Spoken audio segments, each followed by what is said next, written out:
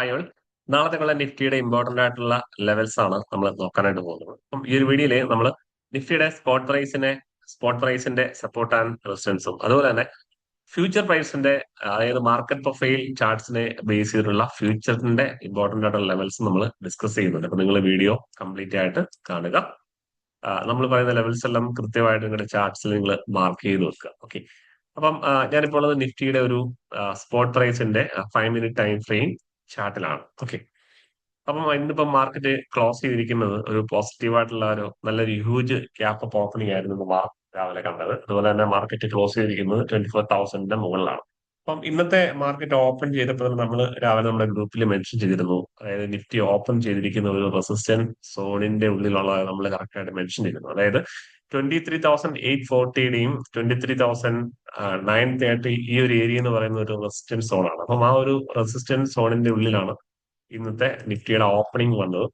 Market ആ ഒരു level break ചെയ്ത് ആ ലെവലിന്റെ മുകളിൽ സസ്റ്റെയിൻ ചെയ്താണ് മാർക്കറ്റ് ക്ലോസ് ചെയ്തിരിക്കുന്നത്. അപ്പൊ നാളെ നമുക്ക് ഈ ഒരു ഏരിയ എന്താണ് ഒരു സപ്പോർട്ടായിട്ട്, ഈ ഒരു സപ്പോർട്ട് സോണായിട്ട് ഈ ഒരു ഏരിയ നമുക്ക് ആക്ട് ചെയ്യും. അതായത് 23,840 ടു 23,930 ഈ ഒരു ഏരിയ എന്ന് പറയുന്ന ഒരു സപ്പോർട്ട് സോണായിട്ട് മാർക്കറ്റിൽ ആക്ട് ചെയ്യും. ഇപ്പൊ ഇതിന്റെ താഴേക്ക് മാത്രമേ നമുക്കൊരു ഡൗൺ സൈഡ് എൻട്രി ഞാൻ പേഴ്സണലി പ്ലാൻ ചെയ്യുന്നുള്ളൂ. അതായത് 23,830യുടെ താഴെ മാത്രമേ ഒരു ഡൗൺ സൈഡിലേക്കുള്ള ഒരു പി സൈഡ് ഞാൻ പ്ലാൻ ചെയ്തിട്ടുള്ളൂ. അങ്ങനെയാണെന്നുണ്ടെങ്കിൽ നമുക്ക് ഫസ്റ്റ് ടാർഗറ്റ് ആയിട്ട് 23,733 ലെവൽ നിങ്ങൾ മാർക്ക് ചെയ്ത് വെക്കുക.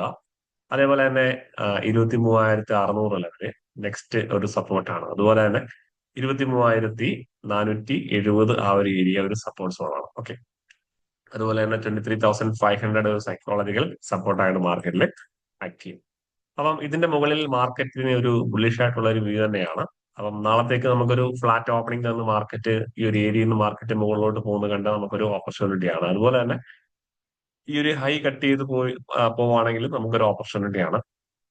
അപ്പം ഈ ഒരു 24,000 മാർക്കറ്റ് സസ്റ്റെയിൻ ചെയ്ത് കഴിഞ്ഞാൽ നിഫ്റ്റി ഈ ഒരു ലെവലിലേക്ക് വരും ദിവസങ്ങളിൽ എത്താനുള്ള പോസിബിലിറ്റി വളരെ കൂടുതലാണ്. കാരണം നെക്സ്റ്റ് ഒരു സ്ട്രോങ് ആയിട്ടുള്ള ഒരു റെസിസ്റ്റൻസ് എന്ന് പറയുന്നത് 24,300 ലെവലാണ്. 24,300 ടു 24,350 ആ ഒരു ഏരിയ നിങ്ങൾ നിങ്ങളുടെ ചാർട്ടില് സ്പോട്ട് പ്രൈസിന്റെ ചാർട്ടില് മാർക്ക് ചെയ്ത് നോക്കുക. അതായത് മാർക്കറ്റില് നാളെ ഒരു ബുള്ളിഷ് ആയിട്ടുള്ള ഓപ്പണിംഗ് ആണെന്നുണ്ടെങ്കിൽ നിഫ്റ്റി ഈ ഒരു ലെവലിലേക്ക് അപ്രോച്ച് ചെയ്യാനുള്ള ഒരു ഏരിയ ഒരു ചാൻസ് വളരെ കൂടുതലാണ്. അതുപോലെ തന്നെ ഇപ്പൊ മാർക്കറ്റ് മുകളിലോട്ട് പോകുന്ന സമയത്ത് നമുക്ക് ടാർഗറ്റ് വെക്കാനൊക്കെ പറ്റിയ ലെവൽ എന്ന് പറയുന്നത് ഒന്ന് 24,147 ആ ലെവല് ഒരു റെസിസ്റ്റൻസ് അല്ലെങ്കിൽ മാർക്ക് ചെയ്ത് വെക്കുക. ഒരു പ്രോഫിറ്റ് ബുക്ക് ചെയ്യാനായിട്ട് ഒരു നല്ലൊരു ബുള്ളിഷ് ആയിട്ടുള്ള മാർക്കറ്റ് ആണെന്നുണ്ടെങ്കിൽ അല്ലെങ്കിൽ വരും ദിവസങ്ങളിൽ മാർക്കറ്റ് ഈ ലെവൽ 24,000 മാർക്കറ്റ് സസ്റ്റെയിൻ ചെയ്ത് കഴിഞ്ഞാൽ നിഫ്റ്റി എത്താനുള്ള ഒരു ഏരിയ ആണ് ഈ ഒരു ലെവൽ എന്ന് പറയുന്നത്. അപ്പം ഇവിടുന്നൊക്കെ ഒരു പ്രൈസ് സജഷൻ കണ്ടു കഴിഞ്ഞാൽ നമുക്ക് എന്താണ് ഒരു ചെറിയൊരു ഷോർട്ട് സൈഡ് എൻട്രി പ്ലാൻ ചെയ്യാം. അതുപോലെ തന്നെ വരും ദിവസങ്ങളിൽ മാർക്കറ്റ് ഈ ഒരു ലെവലിലെ ഒരു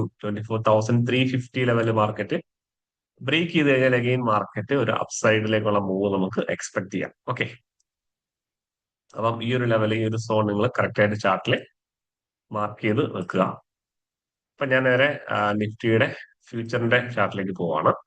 ഇപ്പൊ ഫ്യൂച്ചറിന്റെ പ്രൈസിൽ ഇപ്പൊ നമ്മൾ ആദ്യം സ്പോട്ട് പ്രൈസിന്റെ ചാർട്ടിൽ നമ്മൾ ഇവിടുന്ന് ജസ്റ്റ് ഹൈ കട്ട് ചെയ്ത് പോയി കഴിഞ്ഞാൽ നമുക്ക് എൻട്രി പറഞ്ഞിരുന്നു. പക്ഷെ ഫ്യൂച്ചറിന്റെ ചാർട്ടിൽ ഇവിടെ ഒരു സിംഗിൾ പ്രിന്റ് ക്രിയേറ്റ് ചെയ്ത ഒരു ഏരിയ ഉണ്ട്. അതായത് കുറച്ച് കഴിഞ്ഞ മാസം സ്മാർട്ട് മണി താഴേക്ക് സെൽ സൈഡിലേക്ക് ഒരു ഹ്യൂജ് ആയിട്ടുള്ള സെല്ലിംഗ് ആക്ടിവിറ്റി നടന്ന ഒരു ഏരിയ ആണ് ഈ ഒരു ഏരിയ എന്ന് പറയുന്നത്. അപ്പൊ അവിടെ നിന്ന് പ്രൈസ് എങ്ങനെയാണ് ആ ഒരു ഏരിയ റിജക്ട് ചെയ്ത് നോക്കുക.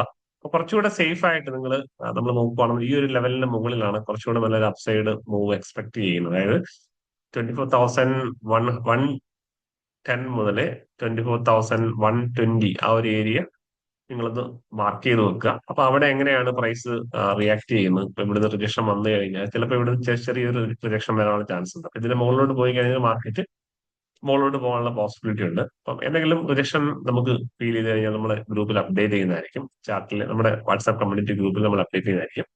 അപ്പൊ അതുപോലെ തന്നെ മുകളിലോട്ട് പോകുന്ന സമയത്ത് ഈ ഒരു ഏരിയയും നമ്മൾ കുറച്ച് നോട്ട് ചെയ്യണം. അതായത് ഒരു 24,250 ഏരിയ ഫ്യൂച്ചറിന്റെ ഈ ഒരു ലെവലിൽ നിങ്ങൾ മാർക്ക് ചെയ്യുക. ഈ രണ്ട് ഏരിയയും നമ്മൾ മാർച്ച് 11th മാർച്ചില് സ്മാർട്ട് മണി ആക്ടിവിറ്റി നടന്ന ഒരു ഏരിയ ആണ്. അപ്പൊ ഒരു സെൽ സൈഡിലേക്ക് മാർക്കറ്റിനെ പുഷ് ചെയ്ത ഒരു ഏരിയ ആണ്. അപ്പം ആ ഒരു ഏരിയക്ക് ഒന്ന് നോട്ട് ചെയ്ത് നിങ്ങളൊന്ന് മാർക്ക് ചെയ്ത് നോക്കണം. ഓക്കെ.